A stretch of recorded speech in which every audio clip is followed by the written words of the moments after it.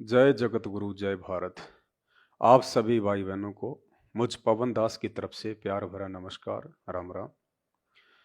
आज का ये वीडियो वैसे तो सभी के लिए है, लेकिन विशेषकर आने वाले समय में जो परिस्थितियां बिगड़ने वाली हैं, जो प्राकृतिक परिवर्तन होने वाले हैं, जो जो प्राकृतिक आपदाएं आने वाली हैं, उन सब को लेके है। विशेषकर मैं अपने भगत भाई बहनों को आगाह करना चाहूँगा, जिन्होंने परम पूज्य सतगुरु रामपाल जी भगवान से नाम दीक्षा ली हुई है, या जिन्होंने संकल्प दीक्षा ली हुई है, या जो उनके सत्संग सुन रहे हैं। आज का ये वीडियो उन सभी भाई बहनों के लिए बहुत ही महत्वपूर्ण है। तो वीडियो को शुरू करने से पहले हम परम पूज्य सतगुरु रामपाल जी भगवान की वंदना करेंगे। परम पिता परमात्मा, सारी सृष्टि के रचनहार, कुल मालिक, असंख्य ब्रह्मांडों के स्वामी, जगत गुरु, तीनों लोकों में प्रवेश करके सबका पालन पोषण करने वाले राजाधिराज, आत्माधार, नाथों के नाथ, देवों के देव महादेव, सर्वेश्वर महेश्वर मृत्युंजय, अजरो अमर, आदि अनादि, सनातनी प्रभु, जगत पिता जगदीश्वर, श्री श्री 1008 की उपाधि के वास्तविक अधिकारी, अकाल मूर्त, शब्द स्वरूपी राम, वासुदेव, सर्वगतम ब्रह्म, परम पूज्य, प्रथम पूज्य, परम संत, परम पुरुष, परम धनी, परम दयालु, जगत के तारणहार, जगत के मुक्तिदाता, जगत के जगन्नाथ, हारे का सहारा, अल्लाहु अकबर, अल्लाह ताला, संत श्रोमणी सतगुरु रामपाल जी भगवान के चरण कमल में हम सभी सत्सेवक भाई बहनों का अनंत कोटि दंडवत प्रणाम। भाई और बहनों, जैसा कि आप सब जानते हैं, 18 नवंबर 2014 को हरियाणा के हिसार जिले के पास में सतलोक आश्रम बरवाड़ा, जहां एक बहुत बड़ा कांड हुआ, पुलिस प्रशासन और संत रामपाल जी के भक्तों के बीच में झड़प हुई, जो बरवाला कांड के नाम से उस घटना को जाना जाता है, याद किया जाता है। उस कांड का मुख्य कारण आप और हम सब भगत भाई बहन अच्छे से जानते हैं कि खुद सतगुरु रामपाल जी भगवान का कलयुगी परिवार है। उनके भाई बंधु, बेटा बेटी, रिश्तेदार और सतलोक आश्रम मैनेजमेंट हरियाणा, जो वहां का मैनेजमेंट का कार्य देखता था, ये चंद लोग इस पूरी घटना के मुख्य जिम्मेदार हैं। इस बात को वैसे तो सब लोग जानते हैं, जो लोग नहीं जानते हैं उनको भी जानना चाहिए। हम अपने वीडियो में अक्सर इन बातों का जिक्र करते रहते हैं। उस बरवाला कांड के बाद में संत रामपाल जी जेल चले गए। भगत तित्र बित्र होने लगे। जिनको अच्छे से संत रामपाल जी का ज्ञान समझ में आ गया था, जिनके पिछले अच्छे भक्ति संस्कार थे, वो आत्माएं इस मार्ग पे दृढ़ता के साथ में टिकी रही। और जो आत्माएं संत रामपाल जी के ज्ञान को नहीं समझ पाई, उनके मिशन को नहीं समझ पाई, शास्त्रों से संत रामपाल जी ने जो अमिट सच्चाई रहस्य हमें दिखाए, बताए, भक्ति और अध्यात्म के विषय में, जो आत्मा उन चीजों को समझ नहीं पाई, उनकी गहराई तक नहीं जा पाई, वही आत्माएं संत रामपाल जी से दूर होके, या तो वे लोग अपनी परंपरागत जो भी पूजा पाठ किया करते थे, हनुमान जी, बाबा श्याम जी, देवी देवताओं की पूजा, उसमें लग गए। कुछ लोग अपनी अज्ञानता के आधार से दूसरे काल के पंथों में चले गए, और कुछ लोगों ने भक्ति ही छोड़ दी कि सब बाबा एक जैसे होते हैं, कोई भक्ति नहीं, कोई भगवान नहीं, अपना काम धंधा करो, अच्छे कर्म करो, बच्चों का पालन पोषण करो, बस यही भक्ति है। तो 3 कैटेगरी के लोग बरवाला कांड के बाद में विशेषकर सामने आए। अब जिन आत्माओं को संत रामपाल जी का ज्ञान समझ में आ गया था, उनको ये बात भी अच्छे से समझ में आ गई थी कि गुरुजी के जेल जाने के बाद में हमारी परीक्षा का समय शुरू हो गया। हमने उस महापुरुष से क्या सीखा है, क्या हमने अर्जित किया है अध्यात्म के विषय में, तो परीक्षा तो लाजमी है भाई। जहां गुरु शिष्य का नाता शुरू हो जाता है वहां परीक्षा लाजमी है। हम अपने बच्चों को स्कूल भेजते हैं, साल भर टीचर उसे सिलेबस पढ़ाता है और साल भर के बाद में वो टीचर उन बच्चों की परीक्षा लेता है, टेस्ट लेता है, उनके प्रैक्टिकल होते हैं। वो ये देखना चाहता है कि साल भर से मैंने इसको जो पढ़ाया है, बार बार जो मैंने रिवीजन करवाया है, उस समय इस बच्चे का दिमाग कहाँ था, ये कितना इन बातों को पकड़ पाया है, आगे चल के भविष्य में ये बच्चा कितना सफल हो पाएगा। उन सब के लिए वो टीचर उन बच्चों का इम्तिहान लेता है, परीक्षा लेता है। तो जिन आत्माओं को ये बात समझ में आ गई थी कि बरवाला कांड एक परीक्षा है, वरना धरती पे परमात्मा प्रकट है, उस काल भगवान की औकात नहीं जो संत रामपाल जी भगवान के सतलोक आश्रम बरवाला में रहते सहते उस आश्रम की एक ईंट भी उखाड़ सके। लेकिन कहीं न कहीं संत रामपाल जी महाराज जी का भी यही मिशन था, यही एक मकसद था कि 27 साल से इन आत्माओं को मैं ज्ञान दे रहा हूं। 27 साल हो चुकी हैं, ये लकीर के फकीर ही बने हुए हैं, या इनको भगवान की पहचान भी हुई है कि भगवान कौन है। तो काफी कुछ बातें। तो परमेश्वर की भी एक प्रकार से हम ये मर्जी कह सकते हैं। इस कांड को ना रोक पाने के पीछे परमात्मा की भी एक मर्जी थी, और वो मर्जी थी भक्तों की परीक्षा। अब जो आत्माएं समझदार थी, जिन आत्माओं ने भक्ति को समझ लिया, संत रामपाल जी को समझ लिया, उनके मिशन को समझ लिया, वो आत्माएं तो ज्ञान आधार से अपनी भक्ति कर रही हैं। वो ना किसी के बहकाव में आती हैं, ना किसी की देखा देखी में चलती है, ना वो आत्माएं भावनाओं में बहती हैं। वो ज्ञान को पकड़ के चल रही हैं, जिस ज्ञान के बलबूते पे हम सतलोक जा सकते हैं। बाकी भ्रमित होने वाले भ्रमित भी हुए, इस मार्ग को छोड़ के जाने वाले छोड़ के भी चले गए, और चापलूसी करने वाले आज संत रामपाल जी के परिवार की चापलूसी भी कर रहे हैं। और उसी चापलूसी का ये नतीजा है कि संत रामपाल जी के कलयुगी परिवार ने, विशेषकर उनके भाई महेंद्र ने, जो कि पहले हरियाणा पुलिस में था, काफी समय बाद फिर वो संत रामपाल जी से जुड़ गया। और उस आदमी की एक ही मनसा थी कि किसी भी तरह से ये आश्रम की बागडोर मेरे हाथ में आ जाए, ये गद्दी मेरे हाथ में आ जाए। लेकिन संत रामपाल जी ने उससे पहले अपने सत्संगों में काफी बार इन बातों का जिक्र कर दिया था कि जब तक मैं शरीर में हूं तब तक गुरु पद पे मैं ही रहूंगा, और मेरे यहां से जाने के बाद में शारीरिक रूप से कोई भी व्यक्ति गुरु गद्दी पे नहीं बैठेगा। केवल मेरे द्वारा ही ये मार्ग संचालित होगा, मेरे द्वारा ही नाम दीक्षा दी जाएगी, और वो नूरी शरीर के द्वारा दी जाएगी, यानी डीवीडी से, टेलीविजन के द्वारा, एलसीडी के माध्यम से।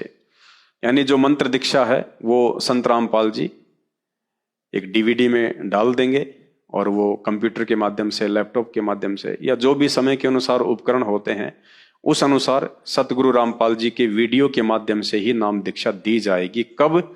जब वे सतलोक चले जाएंगे। वे जिस शरीर में आज इस धरती पे हैं संत रामपाल जी के रूप में, जब वे इस शरीर के साथ में सतलोक चले जाएंगे, जैसी लीला परमात्मा ने 650 साल पहले मां घर में की थी, और आज भी परमात्मा वैसी ही लीला करेंगे, इसमें कोई संशय नहीं है।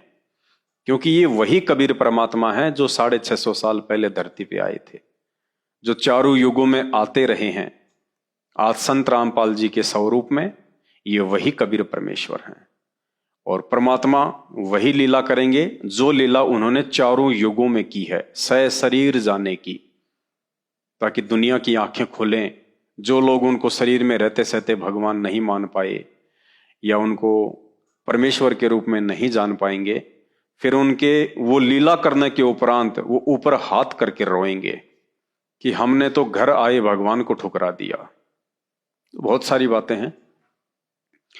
तो 2014 बरवाला कांड के बाद से संत रामपाल जी के परिवार ने, जो कि भक्ति को समझ नहीं पाए, संत रामपाल जी के मिशन को समझ नहीं पाए, और हरियाणा में वैसे भी एक कहावत है कि दीपक तले हमेशा अंधेरा होता है। दूसरे शब्दों में कहें तो घर का जोगी जोगना, बाहर का जोगी सिद्ध।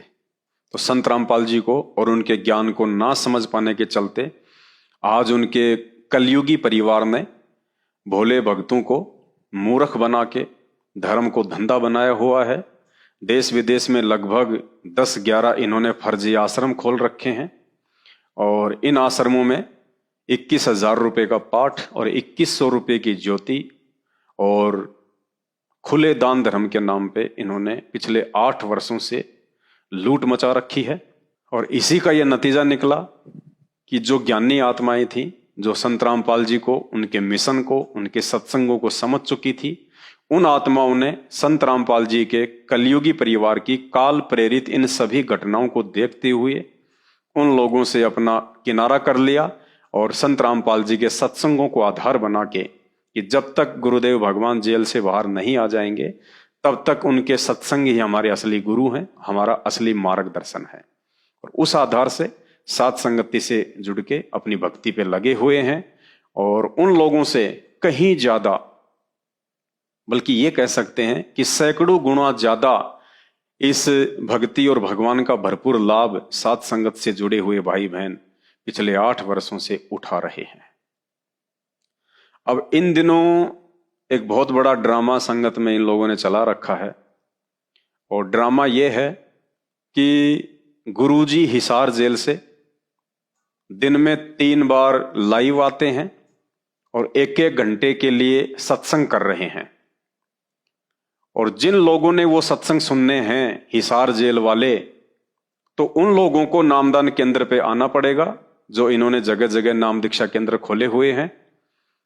इन्होंने एक कंडीशन लगा दी है कि यदि संत रामपाल जी के वर्तमान में हिसार से आने वाले 1-1 घंटे के सत्संग अगर किसी ने सुनने हैं तो उनको नामदान केंद्र पे आना पड़ेगा। यहाँ पे उनको फॉर्मेलिटी पूरी करनी पड़ेगी। उसके बाद उनको मोबाइल पे लिंक भेजा जाएगा, और वो लिंक उन सत्संगों का उन्होंने केवल अपने तक ही सीमित रखना है, जगत वालों को नहीं भेजना है। और संत रामपाल जी की संगत का दूसरा जो ग्रुप है, जो ज्ञान आधार से चल रहा है, साध संगत, उनको भी वो सत्संग नहीं भेजने हैं।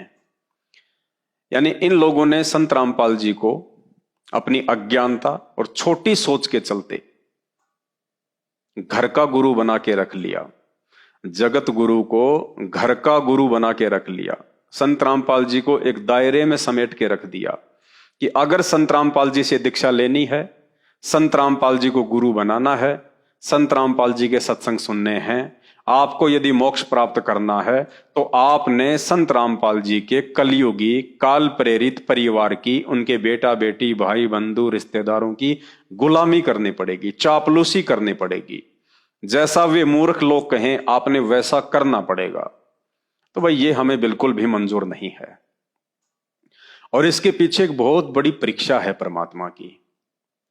देखो, जो लोग संत रामपाल जी के परिवार की चापलूसी कर रहे हैं वर्तमान में, उन फर्जी नामदान केंद्रों पे जाते हैं और उन फर्जी आश्रमों में जाते हैं, जो ये सोचते हैं कि संत रामपाल जी के आदेश से ये आश्रम खुले हुए हैं। नहीं, ये बहुत घटिया सोच है, बहुत छोटी सोच है।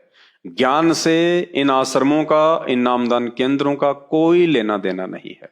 तो जो लोग 27 वर्षों से संत रामपाल जी के वो अनमोल सत्संग, जो सत्संग उन्होंने गांव गांव जाके, नगर नगर जाके, सतलोक आश्रम करोथा में बैठ के, सतलोक आश्रम बरवाला में बैठ के किए, जिन सत्संगों की डीवीडियां बनी हुई हैं, जो सत्संग सोशल मीडिया पे वायरल हैं, फेसबुक पे, यूट्यूब पे, पेन ड्राइव में हैं, सीडी के माध्यम से भक्तों के पास में हैं, भक्तों के मोबाइल में मेमोरी कार्ड के माध्यम से हैं, जो लोग 27 वर्षों से संत रामपाल जी के द्वारा किए गए उन सत्संगों को नहीं समझ पाए, और उन सत्संगों को समझाने के लिए भी संत रामपाल जी ने सत्सेवकों को निमित्त बनाया, साध संगति रूपी एक संगठन खड़ा किया और इस 2 कोटि के जीव पवन दास को निमित्त बनाया कि 27 वर्षों से सत्संग सुनते हैं, फिर भी आज तक ये संगत ये निर्णय नहीं कर पाई कि परमात्मा कौन है,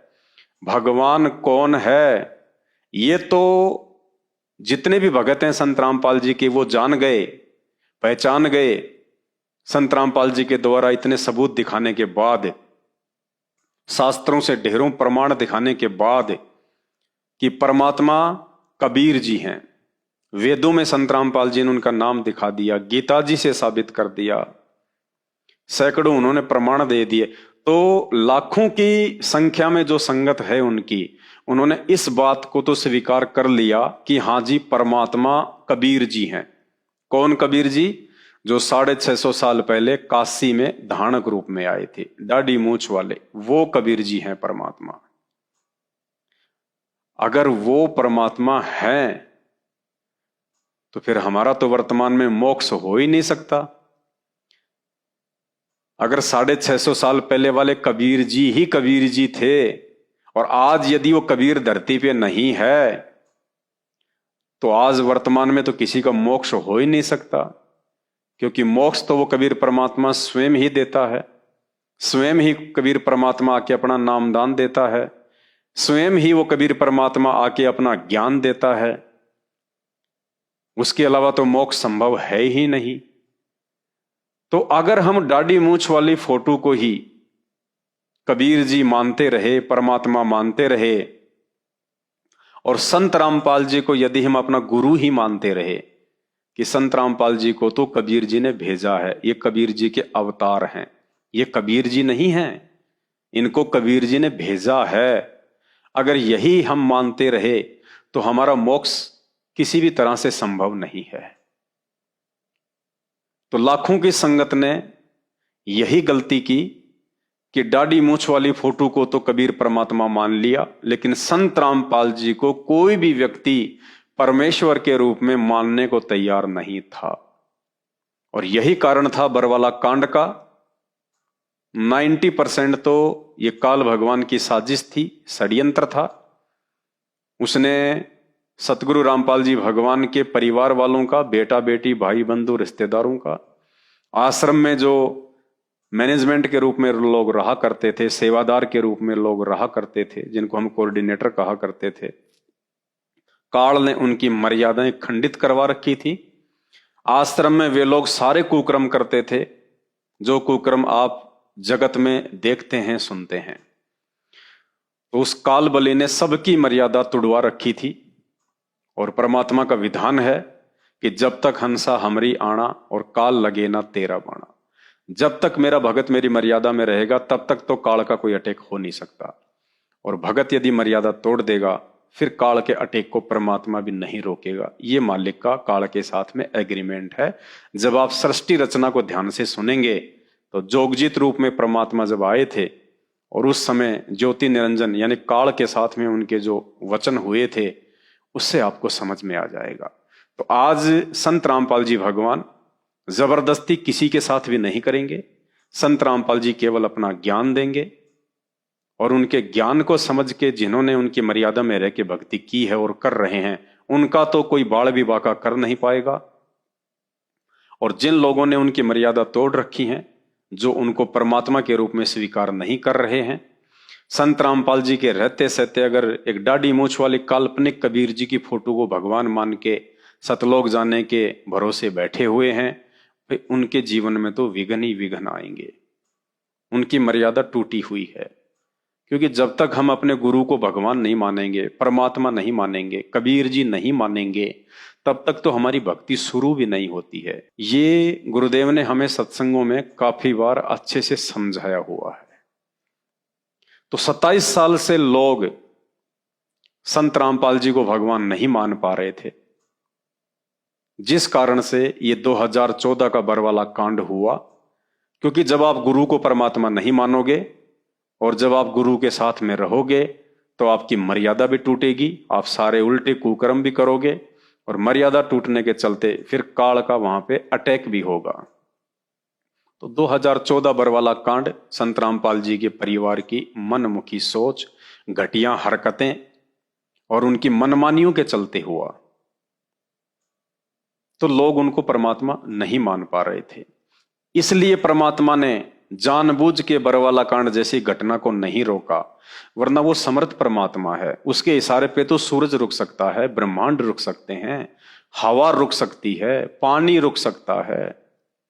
हम एक शब्द में गुरुदेव भगवान ने क्या पढ़ाया परमात्मा ने, जब मलुकदास जी ने उस कबीर परमेश्वर से नाम ले लिया था, और मलुकदास जी पहले श्री कृष्ण जी के भगत थे, तो मलुकदास जी ने एक दिन कबीर जी से कहा कि हमने सुना है जब श्री कृष्ण जी बांसुरी बजाया करते थे तो गायें भी, पशु पक्षी भी उनकी बांसुरी की आवाज सुनने के लिए दौड़ दौड़ के आ जाया करते थे।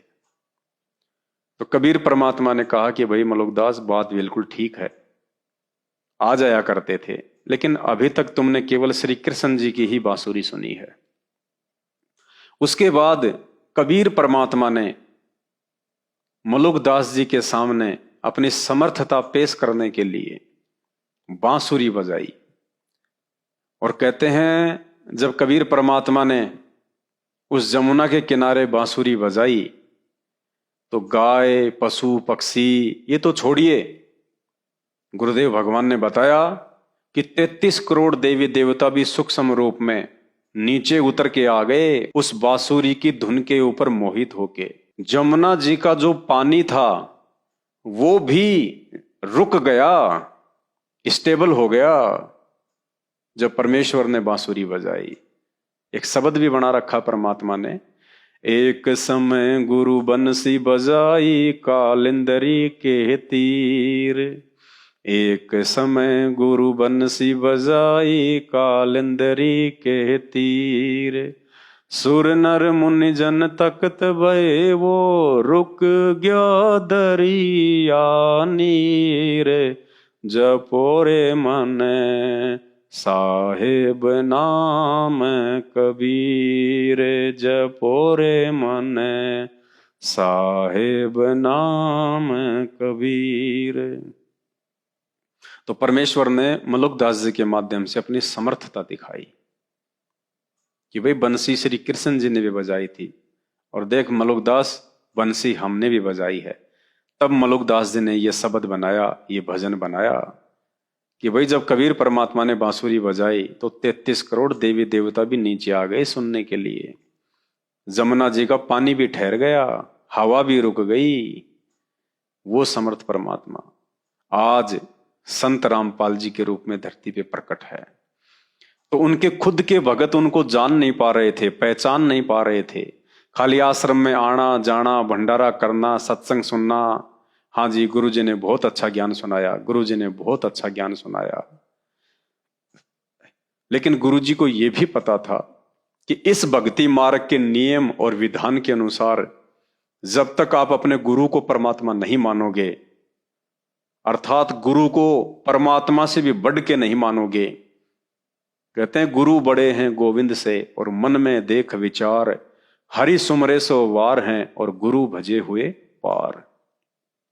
7 दीप 9 खंड में गुरु से बड़ा ना कोई, करता करे ना कर सके सतगुरु करे सो होए। हमने तो सतलोक जाने के लिए, पूर्ण मोक्ष प्राप्ति के लिए गुरु को परमात्मा से भी बढ़ के मानना पड़ेगा। और संगत तो संत रामपाल जी को परमात्मा भी नहीं मान पा रही थी, केवल परमात्मा का भेजा हुआ दास समझ रही थी, और परमात्मा उस दाढ़ी मूछ वाली काल्पनिक कबीर जी की फोटो को मान रही थी। तो कहीं ना कहीं उस बरवाला कांड को ना रोक पाने के पीछे परमात्मा का भी एक मकसद था कि इन भक्तों को ऐसे समझ में नहीं आएगी जब तक इनसे दूरी ना बनाई जाए। वरना ये आश्रम में आते रहेंगे, सत्संग सुनते रहेंगे, घर जाते रहेंगे, आते रहेंगे, ये ज्ञान के ऊपर चिंतन मनन नहीं कर पाएंगे, ये मंथन नहीं कर पाएंगे इस ज्ञान के ऊपर।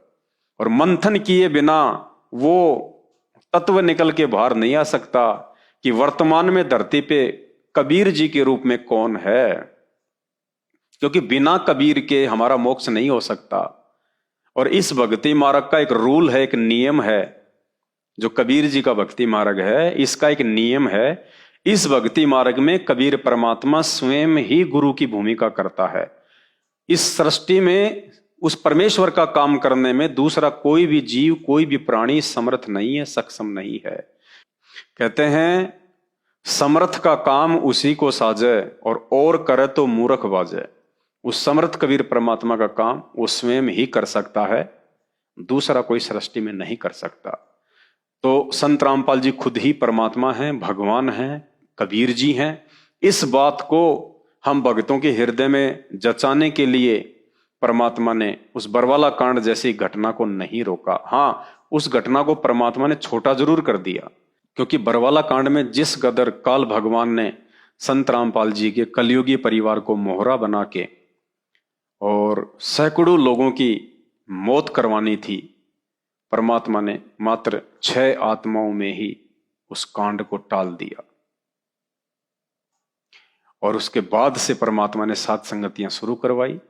साध संगतियों के माध्यम से संत रामपाल जी भगवान के सत्संगों का वो सार, वो रहस्य, वो गूढ़ जानकारियां जो सन 2014 से पहले लोग नहीं समझ पा रहे थे, वो सब खुलना शुरू हुई। एक ग्रुप बन गया संगत में अलग से, सत्सेवक नाम से।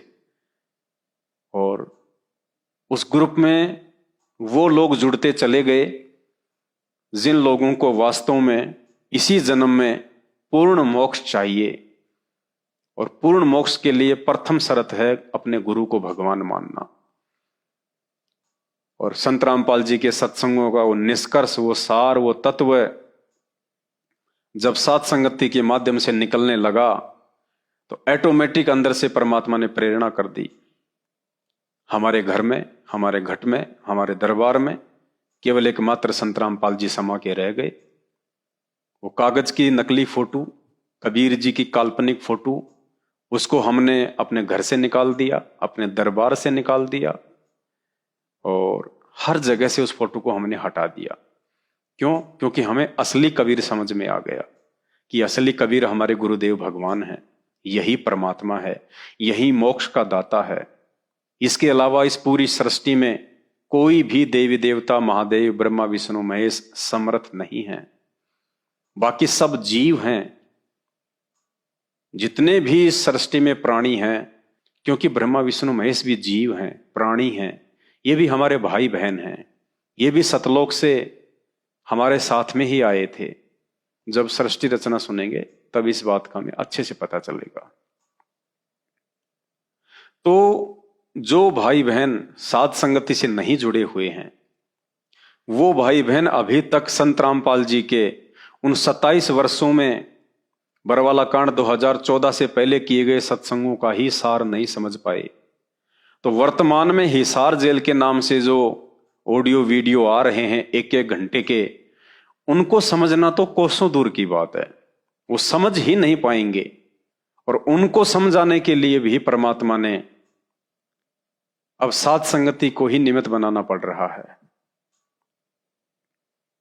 भाई और बहनों, इस भक्ति मार्ग पे कदम कदम पे हमारी परीक्षा होगी, कदम कदम पे। ये भी एक परीक्षा है जो वर्तमान में 1-1 घंटे के हिसार जेल के नाम से सत्संग भेजे जा रहे हैं। ये भी हम सबकी परीक्षा है। और ये क्या परीक्षा है कि हम इन सत्संगों को ज्यादा महत्व देते हैं या जो सत्संग परमात्मा ने 27 वर्षों से करके छोड़ दिए, हम उनको ज्यादा महत्व देते हैं।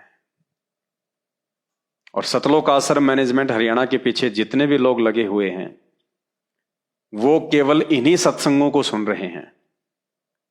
और जो भक्ति का विधान, भक्ति का संविधान परमात्मा बरवाला कांड से पहले अपने सत्संगों के माध्यम से छोड़ के चले गए, बना के चले गए, लोग उन सत्संगों को इतनी तवज्जो नहीं दे रहे, केवल इन सत्संगों को ज्यादा तवज्जो दे रहे हैं कि हिसार जेल से लेटेस्ट सत्संग आ रहे हैं, नए सत्संग आ रहे हैं। बहुत बड़ी परीक्षा है ये भाई और बहनों। और परीक्षा क्या है इसमें पता है आपको? और कितने लोग रोजाना फेल होते जा रहे हैं। जो लोग इन हिसार जेल से आने वाले एक एक घंटे के ऑडियो को, आधा आधा घंटे के ऑडियो को महत्व दे रहे हैं, वो भक्ति मार्ग से फेल होते जा रहे हैं। कैसे? भारत सरकार का एक नियम है, एक रूल है। जेल में मैं भी रह के आया हूं, उसी हिसार जेल में। और जेल का एक रूल है, एक मैन्युअल है कि जो कैदी है और उसको जो सुविधा जेल में प्राप्त है अपने घर वालों से बातचीत करने की, चाहे ऑडियो के माध्यम से चाहे वीडियो के माध्यम से, वो केवल 10 मिनट तक की है। 10 मिनट का टाइम उनके उपकरणों में फिक्स होता है, सेट होता है। जब मैं जेल गया, मैंने भी अपने घर वालों से काफी बातें की। वहां से बैलेंस डलवाना पड़ता है, अपने नाम की आईडी खुलवानी पड़ती है, और रोजाना मात्र 10 मिनट का समय आपको मिलेगा। 10 मिनट होते ही ऑटोमेटिक आपका कॉल, चाहे ऑडियो हो चाहे वीडियो हो, वो डिस्कनेक्ट हो जाएगा। और 10 मिनट से ज्यादा यदि कोई बात कर रहा है तो वो अनैतिक है, गैर कानूनी है, वो जेल मैन्युअल के विरुद्ध है, खिलाफ है। मैं अपनी बताता हूं, क्योंकि परमात्मा ने मुझे जो भक्ति का पाठ पढ़ाया है, उस आधार से हम कोई भी नियम नहीं तोड़ सकते, ना इस काल भगवान का और ना अध्यात्म का। जेल में मेरी काफी जान पहचान हो गई थी, क्योंकि 24 घंटे वहां परमात्मा की ज्ञान चर्चा होती थी। तो वहां का जो लंबड़दार होता था, काफी मेरी देख रेख करता था, समय पे खाना वाना देना, हर प्रकार की सुविधा वो रखता था मेरी, एक भगत होने के नाते। 10-10 मिनट वहां पे बात होती है रोजाना, और मैं ज्यादा बातें नहीं करता था, सप्ताह में 2 या 3 बार ही घर पे फोन करता था। अब जेल में गैर कानूनी तरीके से सारा सामान आता है, सारी चीजें आती हैं, मोबाइल भी आते थे। मैं जिस ब्लॉक में रहता था वहां पे 2 या 3 मोबाइल होते थे वहां पे, गैर कानूनी तरीके से। तो मुझे लंबड़दार ने कहा कि भगत जी, अगर आपको बात करनी है तो बता देना, शाम के समय आपको मोबाइल दे देंगे, कोई दिक्कत नहीं है। आप 1 घंटा आधी घंटा अपने बच्चों से बात करो, कोई दिक्कत नहीं है। मैंने कहा जी मैं बात नहीं कर सकता, मैं इस प्रकार से बात नहीं करूंगा। मुझे पता है कि आप लोगों के पास में मोबाइल है, आप लोग रोज बात करते हो, पूरी पूरी रात मोबाइल चलता है जेल में, लेकिन मैं आप वाले तरीके से अपने घर पे बात नहीं कर सकता। ये गैर कानूनी है, ये मेरे परमात्मा की शिक्षाओं के भी विपरीत है, और ये जेल के कायदे कानून के भी विपरीत है। कल को अगर ये मोबाइल पकड़ा गया और जब डंडे पड़ेंगे तो सबके नाम आएंगे कि साहब उसने भी बात की, उसने भी बात की, उसने भी बात की। तो मैंने कहा भाई मैं इस आपत्ति में नहीं पड़ना चाहता, मुझे जितनी बात करनी होती है, मेरे लिए 10 मिनट का समय बहुत है, काफी है। इससे ज्यादा मैं बात भी नहीं करना चाहता और मुझे आवश्यकता भी नहीं है, क्योंकि मैं अपने परमात्मा का नियम नहीं तोड़ सकता। तो पुण्यात्माओं, जब एक 2 कोटि का जीव, ये पवन दास परमात्मा का भगत है, जिसको जेल में मोबाइल की सुविधा उपलब्ध थी, अगर मैं चाहता तो घंटों घंटों मैं वहां से बात अपने घर पे कर सकता था, लेकिन मैंने उनको मना कर दिया कि ये गैर कानूनी है, मैं नहीं कर सकता, जेल के नियमों के विरुद्ध है। जब एक परमात्मा का भगत इस ज्ञान को समझ के, ज्ञान को आधार बना के नियम नहीं तोड़ रहा, तो विचार करो आज जेल से 1-1 घंटे की ऑडियो कैसे, आधा आधा घंटे मोबाइल पे बातें कैसे, ये गैर कानूनी है।